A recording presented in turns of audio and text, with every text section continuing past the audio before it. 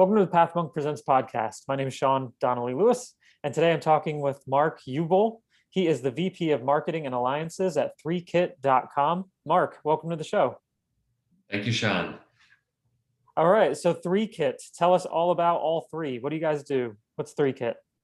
Yeah, ThreeKit is a software platform that helps brands show their product in 3D and augmented reality and virtual photography. Okay, so obviously it's kind of a niche thing. You wouldn't have mom and pop down the street probably wanting their nice lamps to be thrown online. Talk about your clientele for a second, or maybe you would. Sorry, I don't want to put words in your mouth. For sure. Talk about your clientele for a second. Yeah, definitely. So we are a great fit for brands. So the people who make the product and that have a product that is customizable or configurable. Now, what does that mean? So one of our customers is Crate and Barrel. They're one of the largest furniture makers in the United States. And Crate and Barrel has hundreds and hundreds of couches. And each couch comes in something like 20 to 50 different patterns and fabrics. Now, when you have, let's say, hundreds of couches and each couch has hundreds of fabrics, all of a sudden you're talking about a lot of permutations.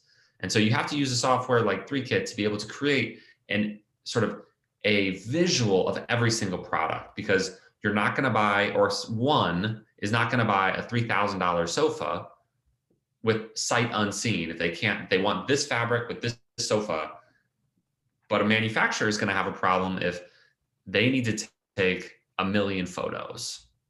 And so that's the problem that we solve, of letting people sort of experience and get an experience for every single possible permutation of a product. And you can see that as a photo, which is called our virtual photographer product. You can see it in 3D, which is you can interact with it, spin in, zoom out, add features. And then of course you can take that same product that you've customized and then see it in augmented reality in the browser without needing an app. So that's kind of the experience that ThreeKit that drives.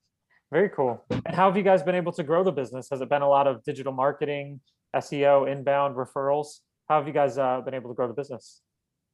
Well, I think in my previous life, I worked in payments, and payments isn't one of the sexiest businesses. You know, people aren't necessarily turned on by seeing a really sleek payment flow. Although it is pretty neat. You know, for example, I worked for Braintree, which is powered the Uber experience, and that's really wonderful. And you know, that totally touchless payments. So shout out to payments. But it's not the same thing when people actually get to see a product in 3D and engage with it. It is still new and novel. And so that is really a special experience. Someone in augmented reality, like, hey, the ability to see a product and put it in my living room, or put it in my garage if it's a car, or put it in my kitchen if it's a KitchenAid mixer, for example. So that experience is naturally novel and new, and people want it. So we recently did a survey of about 1,200 US e-commerce shoppers, and 60% of them said they wanted more shopping experiences in 3D and augmented reality. And so naturally, we have this product that is interesting and new. And so we really get to ride on that wave quite a bit.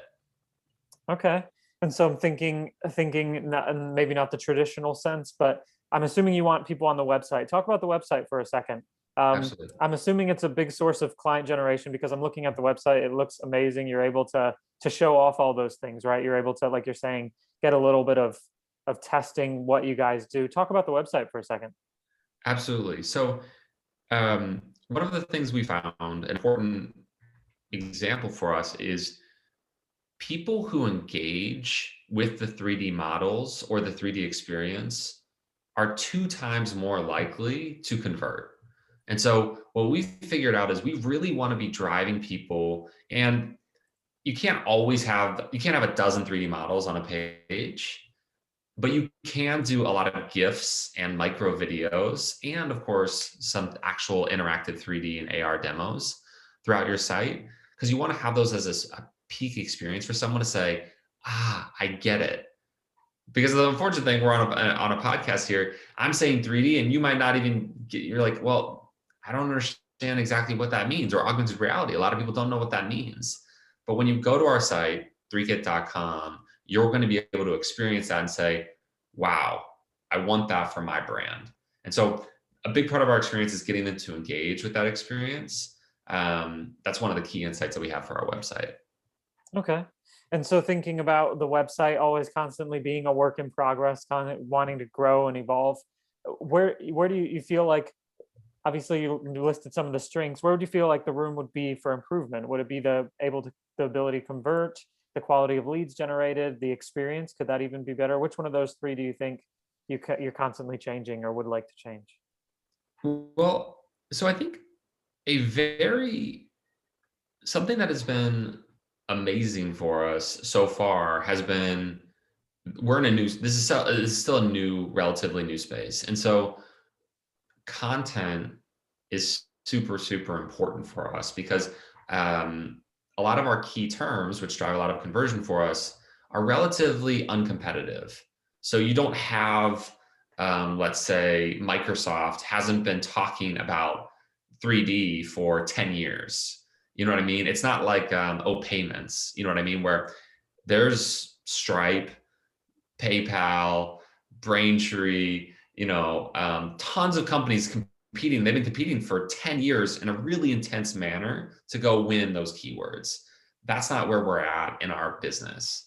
And so we found a lot of success by being really able to scale out a lot of content and grow really substantially our top funnel. Now, of course, um, you know, you got to be able to convert that traffic when it lands. And that's honestly something that we struggle with, which is, hey, how do we get 5% of the people that land on our blog to eventually become leads? That's a challenge, right? Because by its nature, the content is written to capture people at that top of funnel, top of the very, very top of the consideration chart. And so that's our primary challenge on the website is, hey, we can catch you up top and we're growing that really nicely, but we got to do a whole lot better to getting people who are dipping their toe in to get from content to a lead. And coming back to the service that you guys offer, just for everyone listening, what would you say separates you guys from other people that occupy the same space? Or you're saying, or is this just uncharted territory as well? Are you guys breaking new ground? If there is, I don't know the field at all. So if there are other people occupying the same space, what makes you guys stand out above the rest?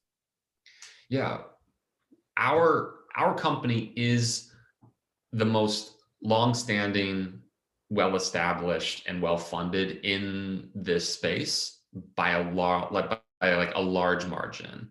And so we are new, and that's a good thing and bad thing, right? I mean, we welcome competitors to our space because a rising tide raises all ships. But essentially, the difference between what we are, there's kind of two differences. One is our founder and CTO, Ben Houston, started in this business 15 years ago. The rendering software that he was created for Hollywood, is still used in a third of Hollywood films for 3D, because Hollywood films use 3D, which is CGI, kind of a whole thing there. But so he has built this sort of massive ability in 3D and is now taking this, and it's still using like Game of Thrones, Avatar, Iron Man. Still, that technology is still being used in movies today. Super high poly 3D, and now we're taking it into e-commerce. And what's special about us is we're taking sort of Ben's genius, our CTO's genius in 3D and beautiful, beautiful products, and matching that to each brand's product catalog and all the rules that go into it, and meshing those things together using software so that someone can create a billion permutations of a product without needing, to pay $1 million or to pay an agency to recreate it every single time there's a new permutation. It allows this massive, massive scale where let's say a customer could say, I have 20 new fabrics I'd like to test on my 400 new couches. Great. Press some buttons, scan materials, and those 40 materials are now an option on 400 couches. And so you have these rules, a rules-based software that then can create amazing, beautiful visuals in 3D, AR, and virtual photography. So that's a little bit why it's special, why it's new, and of course, backed by, funding from top tier VCs, a management team that has been building businesses for the last 25 years in software, and of course Ben's amazing 3D expertise. It's kind of where we are today.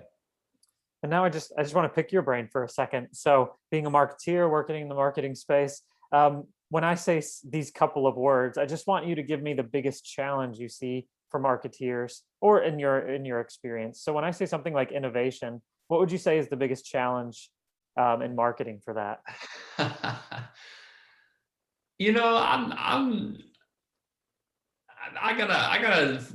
I gotta be a dog myself for a minute. I'm probably not the most innovative marketer. I think marketers get caught up trying to be innovative. And I think as marketers, people are a little too, and I know a lot of marketers got into the business to be super creative and to create a wonderful brand, but I think it way too often gets overlooked that a huge part of marketing is just being able to create at a massive scale at a decent enough quality. Hmm.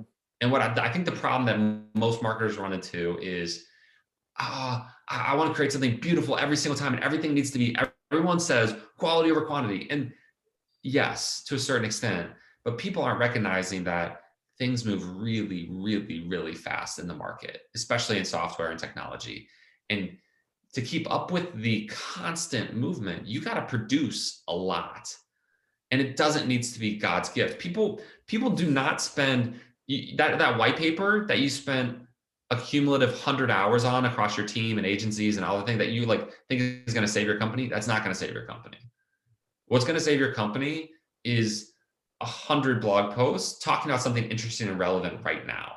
And you know what? People are going to read those blog posts the same way they read your white paper. Scroll, scroll, scroll, interesting. Scroll, scroll, interesting, click, buy.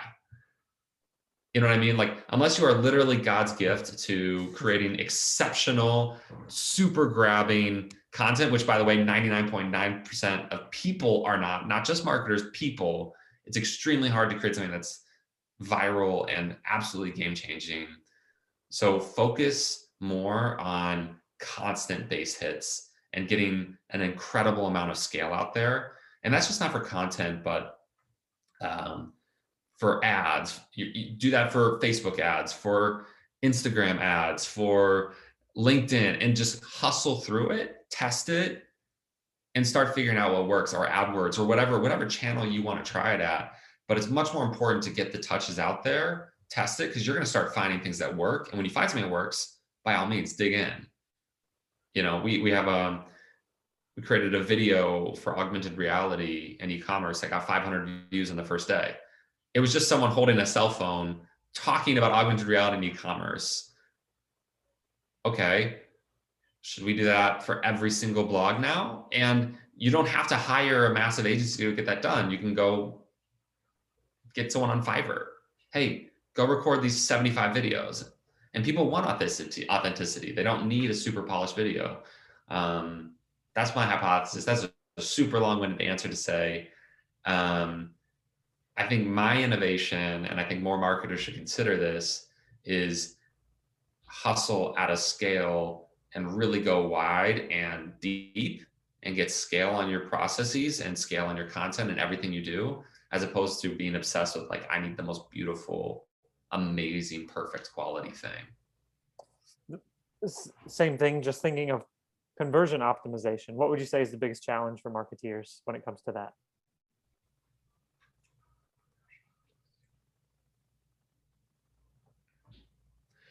I'd say the hardest thing, conversion needs to be looked at as like a 6-step model, right? So you've got like, there's super high level awareness, which is someone lands in your blog, right? Then you want them to land on a feature page. And so you gotta create a really tight funnel, but then you have to ask the hard questions at each step of the funnel. So what percentage of your blog people get to your feature pages? What percent of your feature pages get to a sign up form or your pricing page? And then you got to ask, like, why are we, first of all, you have to do that analysis, which is not easy. You have to really create that funnel and then really do like, you have to do it on a micro scale of like, what are the things like, you know, 22% of bloggers, of people who got to our blog, got to a feature page. Well, how do I get that to 30%? What does that look like? And you got to really meaningfully track that as an objective and then track them down the funnel, right? So then, and then you get down to a lead. Okay, well, what percent of leads get to opportunities? Whatever that number is, right? And then as a marketer, you should be owning the opportunities and owning your funnel and you should own a number, by the way.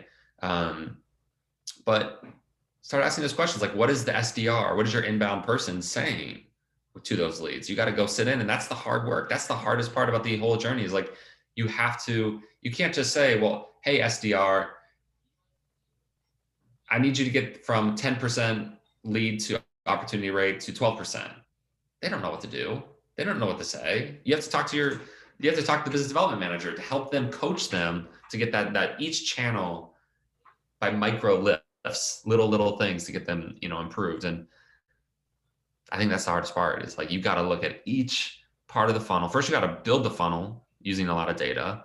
And then second, you got to really coach and really dig in because it's not like every single thing you suggest is going to work. Maybe half will work.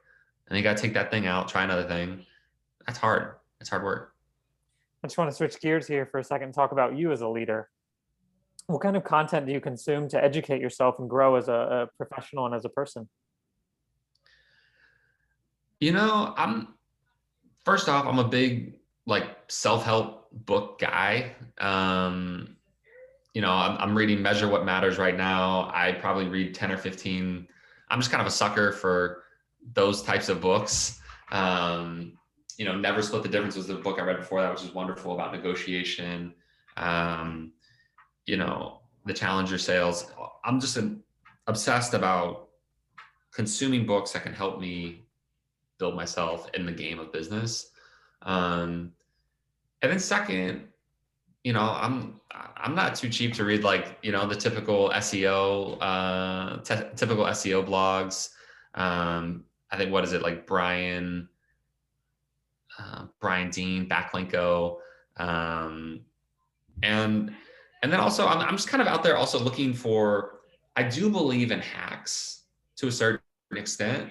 And so I'm always keeping my eye out for companies who have a different perspective about how to grow something. Again, like, I don't necessarily believe that I can create God's gift to videos and all of a sudden our YouTube page will have 1 million views. I am interested in the idea of, what if we were able to create 200 decent enough quality videos that were informational enough in the next month? What might that mean? And so there's a lot of people out there. I was just looking at this, website, this guy, and it's hard to tell, like this website, bamf.com, BAMF. And it's all about all of these LinkedIn hacks to grow your network. Okay. And starting to think like, well, that's not traditional. But if you wanted to do that, could you get 1 million views a month? And the fact is, 1% of people on LinkedIn post. What if you kind of decided to follow this rhythm, which hardly anyone is doing? Could it be something that is a game changer for your business? And so that I'm always kind of keeping my eye out for things like that are like, whoa, hardly anyone's doing that. Could that be something that gets us a leg up? And since we're slowly coming to the end of the interview, I just want to jump into our rapid fire questions. So these are just, short and sweet. I ask a question, you answer as quickly and honestly as possible. Cool. You ready? Okay. What is the one thing that your company's focused on at the moment the most? Augmented reality.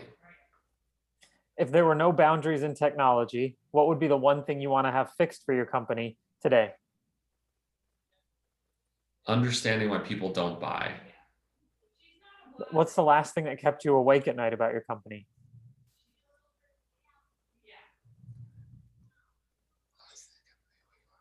Or do you sleep well? If you sleep well, you could say you sleep well. I sleep So well. Yeah. what's the one thing, if you were to start over, let's just say your professional career again, what would be the one piece of advice you give yourself? Get into software. Get Okay. into software and technology earlier. You talked about that previous life that probably plays a role into it, doesn't it?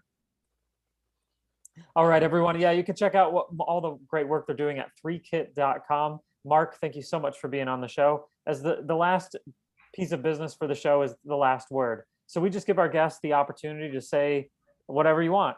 If you feel like we left out something today, or you'd like to sum up everything that we talked about, I just want to give you the last word. The floor is yours. This in the next 5 years, I believe, the platform, Apple or Google or Facebook or all three are going to come out with a new computing platform, which is very likely going to be something that you will put on your face. It'll be some form of augmented reality experience. And if you are a brand out there or anyone who looks at your products, the future will be in this new computing platform. For brands out there, it is incredibly important for you to be thinking about how you show your product virtually. And a JPEG or PNG is not going to do it. A photo is not going to do it. Your future will be in showing your product in interactive ways. That's an exciting future for all of us. It's a more engaging future. It's a more helpful future. And I'm here for it. I'm excited about it. I'm stoked. I'm sorry to be giving a product pitch at the end, but I love what we're doing. I love this industry, and appreciate you having me on. No problem, Marc.